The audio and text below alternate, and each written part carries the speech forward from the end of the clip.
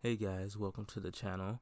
I'm going to be taking you through a common SAT/ACT problem that requires us to know some geometric attributes about a shape and some simplification tactics when it comes to problems like this. So in this case, we're using a cylinder in this problem, but you could apply the concepts that we use in this video to any other shape that you may encounter here. So let's go ahead and get started.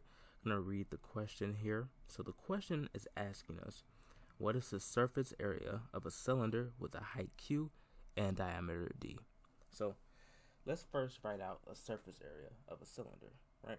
So I like to just specify this as SA being surface area and equals to 2 pi RH plus 2 pi r squared.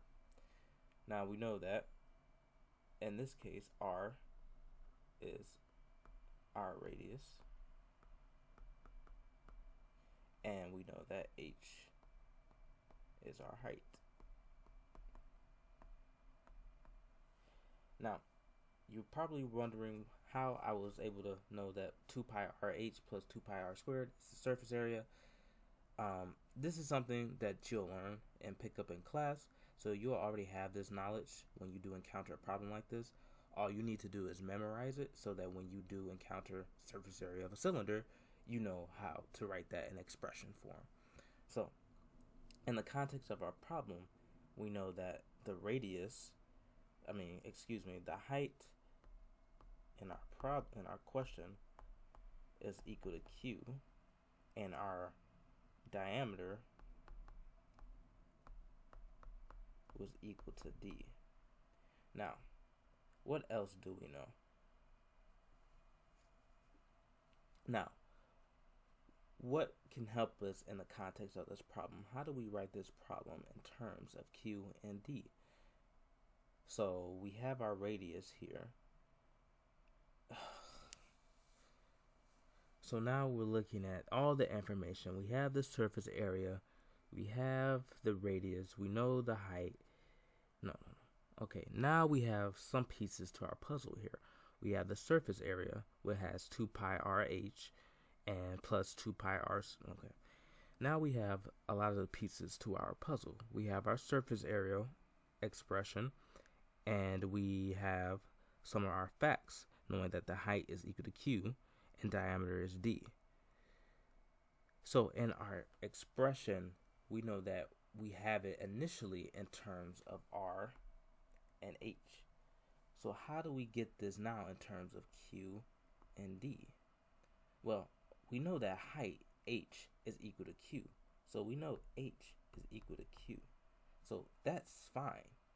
But radius is different. So how do we get radius in terms of D? Well, we know that if we're looking at a circle here, right, and we know that the diameter is D, we know that the radius is right in the center, right in the center. So we know that the radius in terms of D then, right, this radius is D divided by 2. So we can write the radius in terms of D by saying D divided by 2 is the radius. So since we have this information here, we can plug this into our equation up here and have it in terms of Q and D. So let's go ahead and do that. So we have, let me subset this off, we have 2 pi, now R is D over 2 times H, which is now our Q, plus 2 pi r squared, and r being D divided by 2 squared. Now, what we have to do now is simplify this. So I'm going to start off with this term over here. Can, in this term, expand this to be 2 pi dq divided by 2, right? Where we can now cancel out those 2's, and then we just get pi dq. Now, this term over here, it's a little bit more trickier because we have the exponential up here. But we know what we can do with that. So we have our 2 pi, and we know that when we're squaring something, we square both the numerator and the denominator. So the numerator squared is d squared, and the denominator squared is 4. Now, we do the exact same thing we did over here on this side, over here, where we expand it. So 2 pi d squared over 4, right? 2 pi d squared over 4, we can cancel out the 2, take a 2 out of the 4, right? And that's going to give us 1/2 pi